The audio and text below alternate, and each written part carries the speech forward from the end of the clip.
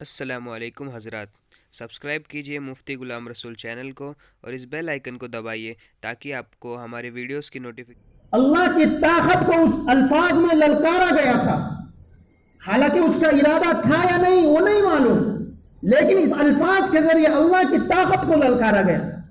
کیا ہوا؟ ایک ہی 2 مہینے کے اندر ایسی طوفانی بارش ہوئی اور ایسی ہوا چلی کہ پورا ڈیم ٹوٹ پھوٹ گیا۔ تو بسا اوقات ہم ایسے الفاظ یوز کر رہے ہوتے ہیں، ایسے الفاظ استعمال کر رہے ہوتے ہیں جس میں اللہ کی طاقت کو للکار رہے ہوتے ہیں۔ اگر میاں شوہر کہہ دے بیوی کو کہ بھائی نماز پڑھو، تو وہ کیا کہتی ہے کہ تمہاری بہن کون سا نماز پڑھتی ہے؟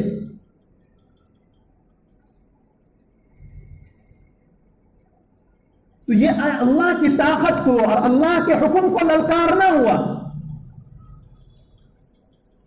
اگر کوئی کہہ دے بھائی تمہاری بچی جو ہے، بیٹی جو ہے باہر بے پردہ ہو کر نکلتی ہے، ان کو کہو کہ پردہ کرے۔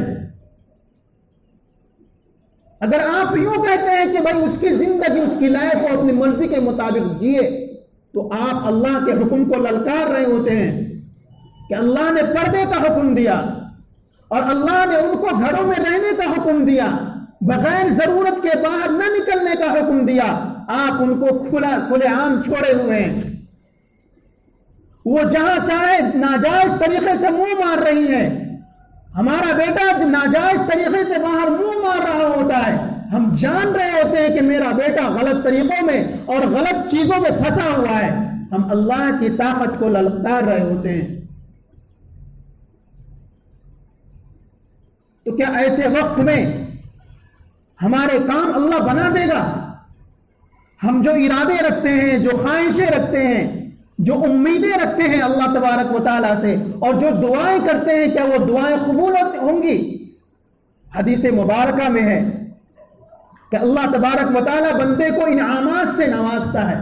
آپ نے بہت سو کو دیکھا ہوگا، جب اولادیں چھوٹی ہوتی ہیں تو ان کی دولتیں بڑھنی شروع ہوتی ہیں، اور جب اولادیں بالغ ہو جاتی ہیں تو آپ نے دیکھا ہوگا کہ ان کی نعمتیں اور ان کے مال سمٹتے چلے جاتے ہیں، کام نہیں بنتے ہیں۔ حدیث مبارکہ میں ہے کہ اولاد کے گناہ کی وجہ سے بھی اللہ کام بنانے سے روک دیتے ہیں۔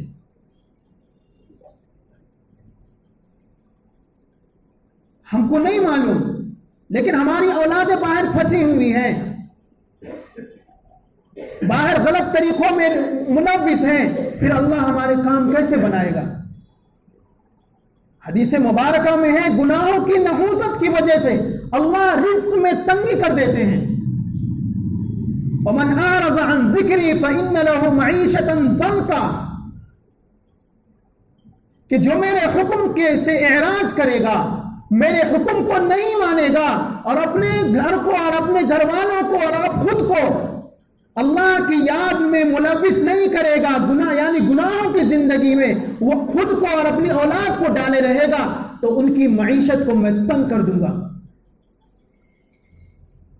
ان کے روزگار کو میں تنگ کر دوں گا، ان کے کام کو بکھیر دوں گا، ان کے کام کو نہیں بناؤں گا۔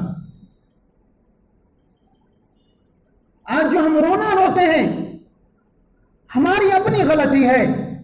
اللہ تبارک و تعالیٰ نے قرآن کریم میں ارشاد فرما دیا، ظہر الفساد فی البر والبحر بما کسبت ایدی الناس، کہ جو بھی ہم پر حالات آتے ہیں، جو بھی مصائب اور مصیبتیں اور تکلیف آتی ہیں، وہ ہمارے اپنے ہاتھوں کا کیا ہوا ہوتا ہے، کہ ہم نے اولادوں کو موبائل دے دی ہیں، ہم نے اپنے اولادوں کو دیگر چیزیں اور گناہوں کے آلات دے دیے ہیں، ہر مہینے پابندی سے ان کو ریچارج کر کے دیتے ہیں۔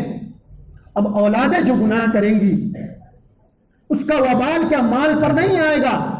اس کی مصیبتیں کیا گھر پر نہیں آئیں گی؟ ایک بے نمازی کی یہ نحوست ہے حدیث مبارکہ میں، کہ ایک بے نمازی کی نحوست 70 گھروں میں جاتی ہے آزو بازو میں۔ ہمارے گھر میں تو ہر دوسرا آدمی بے نمازی ہے۔ جب اللہ کا حکم آیا نماز پڑھو تو پڑھنا ہے، چاہے آپ کے کام بن رہے ہوں یا نہیں بن رہے ہوں، اس میں ہم لاجک تلاش کرتے ہیں کہ نماز پڑھیں گے تو کام بنے گا. جب نماز دیکھتے بہت سے لوگوں کو کہ نماز کی پابندی کی ہے اور دیکھا کہ کام نہیں بن رہا، نماز چھوڑ دیے. آپ کو خبر میں جانے تک نماز پڑھنا ہے، چاہے آپ مصیبت میں زندگی گزاریں یا خوشحالی میں زندگی گزاریں. حدیث مبارکہ میں ہے کہ بندہ یہ کہتا رہتا ہے اللہ مال دے دے، مال دے دے، مال دے دے. اللہ روکے رہتے ہیں، نہیں تجھے نہیں دوں گا، تجھے نہیں دوں گا، تجھے نہیں دوں گا. پھر اللہ پاک ارشاد فرماتے ہیں اے میرے بندے، میں نے جتنوں کو دیا ان میں سے اکثر میرے گھر سے اور مجھ سے دور ہو گئے. دیکھیں آپ جن کے گھروں میں مال کی فراوانی، ان کے اولادوں کو دیکھیں، ان کے گھروں کو دیکھیں کہ کتنے اللہ کے احکام اور قوانین پیروں تلے رونتے جاتے ہیں. امی گھر میں ہے، امی کے سامنے بیٹا گانا بجا رہا ہے. ابا گھر میں ہے، ابا کے سامنے بیٹا گانا گا رہا ہے. گانا اور گانا سننا تو حرام تھا، لیکن نہ ابا کا لحاظ رہا نہ امی کا احترام. تو پھر اللہ گھر کے کام کیسے بنائیں گے؟ اور باپ بھی ہے کہ کچھ بھی نہیں بولتا، ماں بھی ہے کہ کچھ بھی نہیں بولتی. ماں جانتی ہے کہ میری بیٹی باہر جاتی ہے، ماں جانتی ہے کہ ان کے تعلقات کسی اور سے ہے، لیکن وہ چھپائے رہتی ہے اور پھر مصلے پہ روتی ہے. کیا فائدہ اس رونے کا؟ جب ہم نے اپنی اولادوں کو کنٹرول نہیں کیا، اللہ کے احکام و قوانین کو ہم نے اپنے گھروں میں نافذ نہیں کیا، پھر اللہ پاک ہمارے کاموں کو کیسے بنائے گا؟ پھر کیا اللہ کی آزمائشیں نہیں آئیں گی؟ جب یہ تمام چیزیں ہیں،